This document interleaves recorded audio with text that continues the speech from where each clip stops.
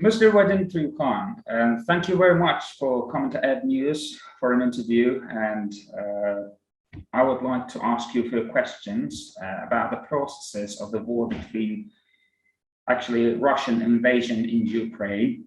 And as you know, it's been 180 days of the war have passed already. And during this period, we observed the effects of the war on both Europe and the international arena. Also, many actors from east to west focused on the consequences of the war. And the question is that, do you think the war will end with the decision of the parties or the intervention of the outside forces? Thank you very much for this question, Elnur. Hello, everybody. It's my pleasure to be again with EDNews. And I will be trying to be as honest as possible, as open as possible regarding all those events which are witnessing during this 180 days. Regarding your question, you know, any war, when there are big states involved, affects at least a region, but sometimes even the whole world. In case of Ukraine-Russia war, we see that there are consequences for practically all parts of the world, including Africa, Latin America, and so on, because of limitation of agriculture products, export, and so on.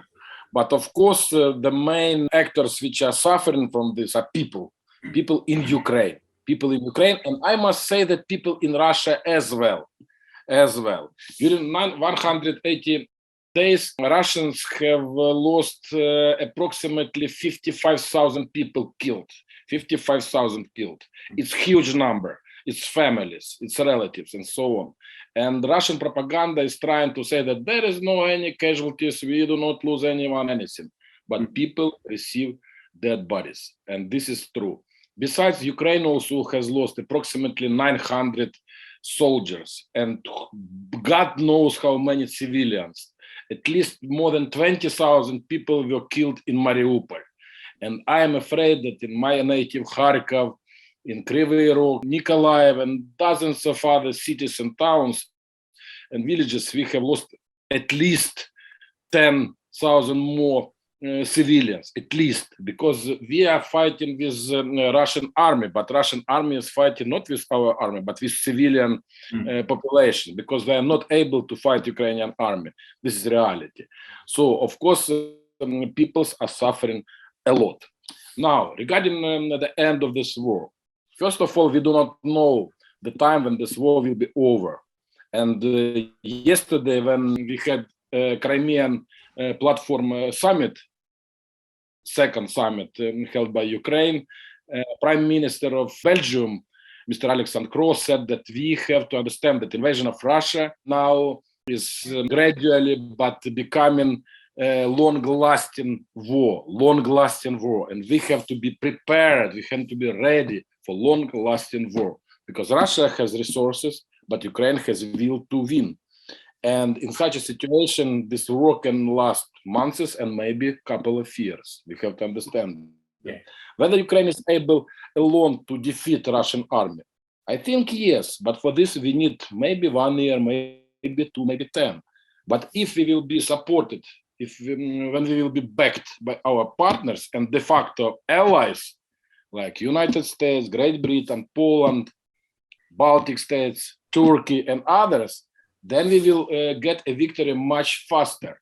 In my opinion, victory can be achieved even during several months if we will get appropriate weapons. First of all, I'm talking about military aircraft, anti-missile system, multi-launch rocket systems, armor cars, and so on. As for now, we receive sufficient aid, sufficient support just to stay, just not to allow Ukrainians to invade more Ukrainian territory. But it's not enough to win during the several months. Who has to win, Ukraine or coalition on the countries? Whether there can be foreign invasion to Ukraine, I mean on the part of Ukraine as a partners. Now nobody knows. Now nobody knows. There are now even no any talks regarding United Nations mission or NATO mission or European Union mission. Training missions, yes, but not on the territory of Ukraine, on the territories of our partners.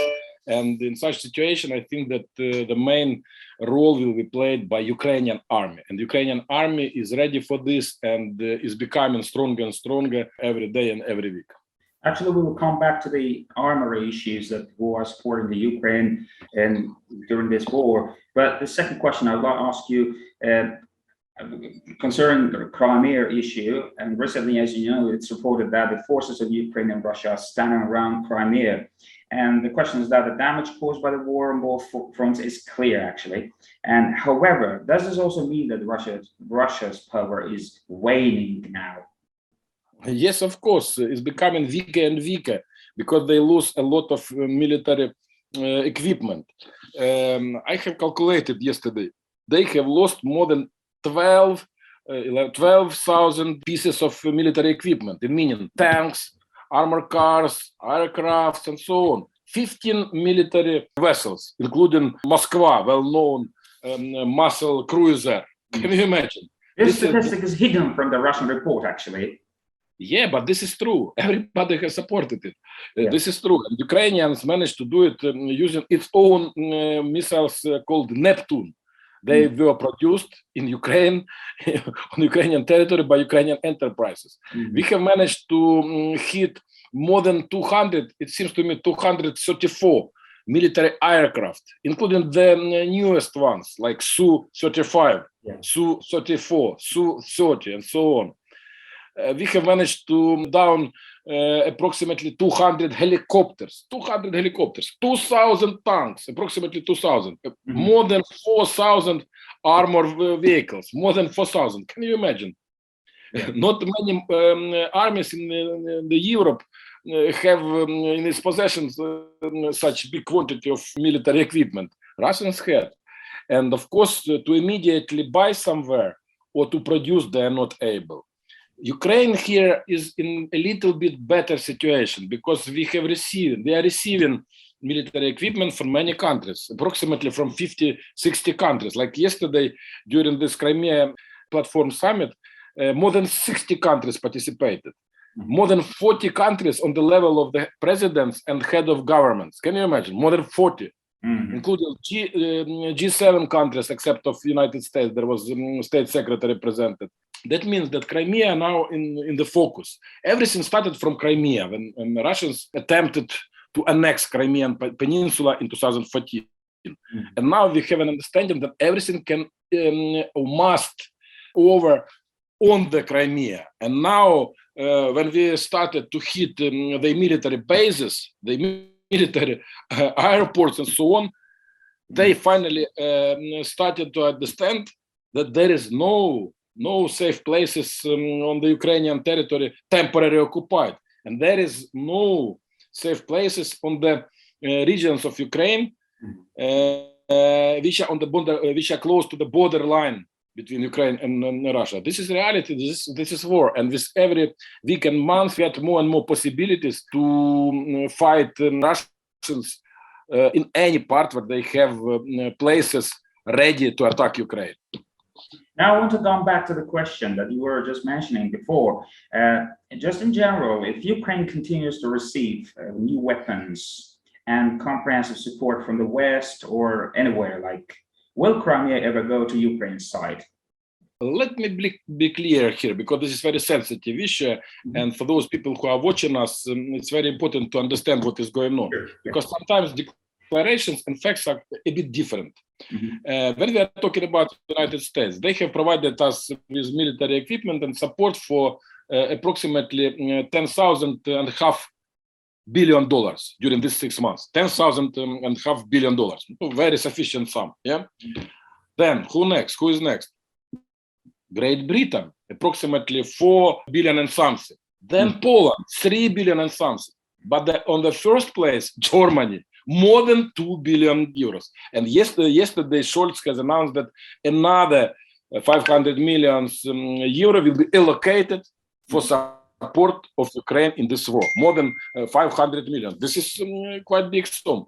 They are provided us. They have promised. They committed to provide us with IRIS system. This is anti-missile system, which is the best in the world, better than American Patriots. They have committed firstly for 3 squadron of these systems, and yesterday he said that he will provide you with more. And they have promised us to provide it by October. Yesterday he said that they will come to Ukraine during the upcoming several weeks. Of course, United States is the key actor, a key our de facto ally, not even partner, but ally. I would say, but without Europeans, it would be very difficult to achieve that level of, let's say, power which our army needs, which would allow us to start counter-offensive operations.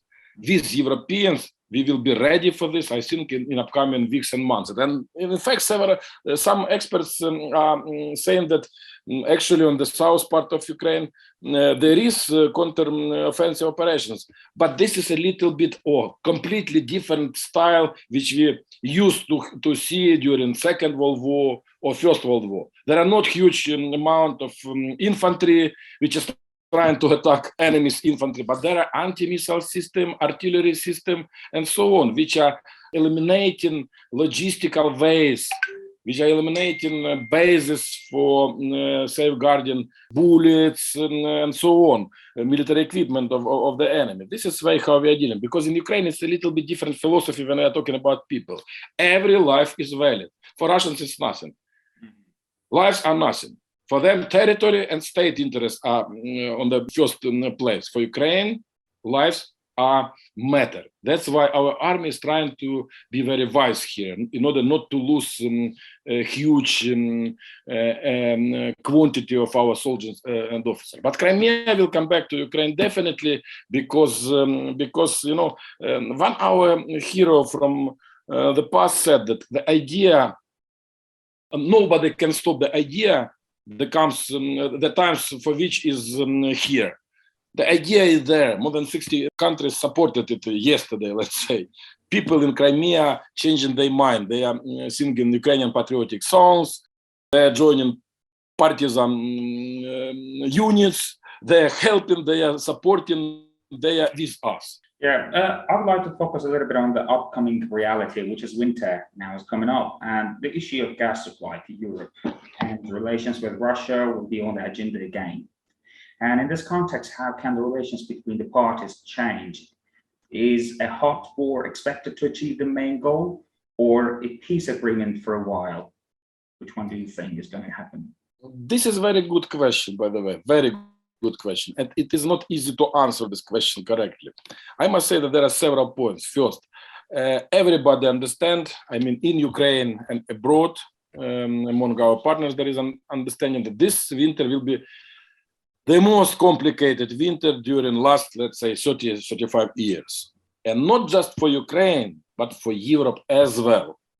For Europe as well, because Russia is using energy as a weapon.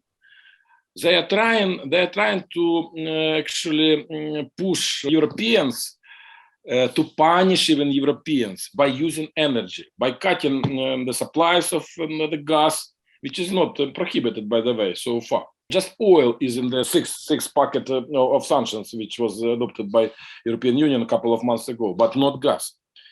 They are playing with gas tubes, with Northern Pipeline. Nord Stream too. Nord Stream, yeah. They're playing with interest, they're playing with money, with prices and everything. So this winter will be very complicated. This is first. Second, are we ready for this? I would not say that for 100% ready, but we are doing all our best in order to prepare ourselves. I know that Europeans are trying to contract more gas from Azerbaijan, by the way. Yes, through Turkey. There is pipelines which is avoiding Russian territory. Yeah. Europeans are conducting negotiations with Azerbaijani companies. Ukraine is trying to get as much quantity gas as possible from European partners to get our own gas, which is also present, approximately 200 plus minus 20 cubic meters. 20 billion cubic meters of gas we extract, we have it in possession. So, and third, the war will not end by this winter. No, I do not see any chances. I do not see even single chance. And I'm quite sure that there will be no any agreement, no any peace agreement or even agreement to cease fire. Why? Because Russians are committing every day more and more war crimes, more terrorist attacks. They are killing our people, civilians. They are attacking our civilian cities. What they wanted to do today, if you know, to try to organize sort of court of justice or something for our soldiers from Azov in Mariupol. This is unbelievable. No, it's nothing about justice. This is just another propaganda case. After this, as our president said, we will not talk with them about anything. There is no any room for maneuver will be left and any possibility to negotiate. And last, if we survive, whether we survive or not, yes, we will survive. We will survive, because last winter was also not that easy. The end of February and March, we had quite cold weather, and we had Russians here. They were just, near Kiev, and what we survived. And this time we'll survive, because for us, anyway, this war is a matter of survival, matter of existence of our nation, of our national state. And we do not have any chances but fight with Russians and survive. And then after this winter, I think that there will be quite optimistic situation on the front line, because for us it's obvious that this is our destiny, this is the truth on our side. But what the Russians are doing here, nobody understands. And we have many witnesses then when the Russian soldiers say to each other, to their mothers, to their relatives and so on, that we do not understand what we are doing here. We want to escape, we want to leave. After 6 months, there will be no, of course, some soldiers will stay still because they get paid and everything. But there will be many cases when they will escape and they will leave, and they will be trying to get rid of this story. And for Putin, for official Moscow to continue fighting in Ukraine will be quite big case, let's say, quite complicated task. I would like to direct a question to the recent event which took place, the assassination of Daria Dugina. And the question is that, who are the members of the National Republican Army that is taking responsibility for the murder of Dugina? And how likely are they to succeed in power? When I was watching Ilya Ponomarev reading this sort of declaration of this Russian National Army, I was surprised. No, really, I was surprised, because nobody, not just me, but nobody heard a single word about this entity before assassination of Miss Dugina. Nobody. And then suddenly something appeared. Nobody knows what it is about. Nobody knows even if Ilya Ponomarev's former politician or opposition politician from Russia is directly involved in this activity or not. But if Russians will manage to create something which will be really effective, which will be really ready to fight Putin's regime, we will applaud. We will applaud. This is their business. They have to fight for their country. Our business to fight for our country. And in this situation, in my opinion, if there will be really effective something, organization, military unit, or so on, which will have interest and that will coincide with our interests, I think we will be natural allies for some period of time.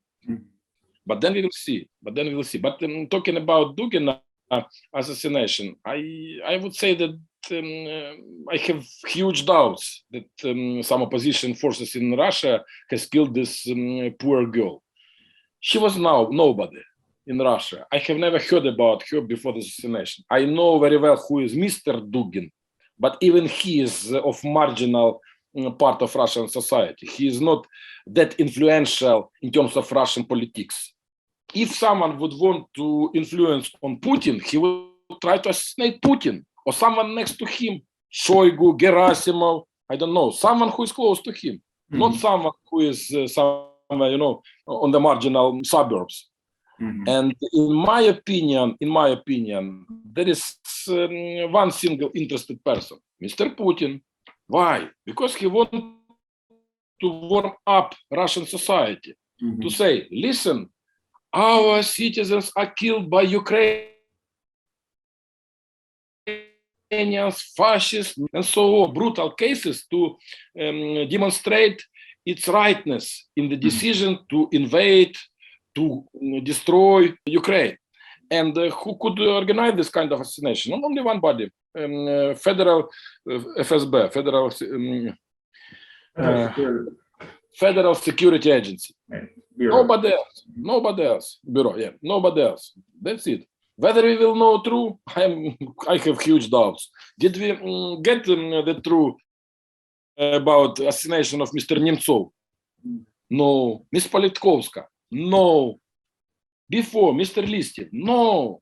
Russians, they use assassination of political opponents or someone in its own interests, just like this. And they are the best in hiding the facts. So this is the situation as it is right now. It's a pleasure for us Ukrainians and our partners, and Azerbaijan as our strategic partner are interested in this event. We know that we have a lot of things in common. Azerbaijan is fighting for reinstalling of its territorial integrity more than for 30 years, and now you are finally succeeding. We applaud for it. And you, for us, is an example. And we would be really appreciate very much if Azerbaijan would be in this part of the world, together with Turkey, with Europeans, with Americans, fighting Russian Nazist regime. Together we will win. Together we will win. All the best to Azerbaijan, Azerbaijani people. And you too, and we wish you all the success. We're observing the process of the war and really wishing the success, and we are on the side of Ukraine. And thank you very much for joining us again, Mr. Vadim Trukhan. Thank you for your time. Yes, all the best.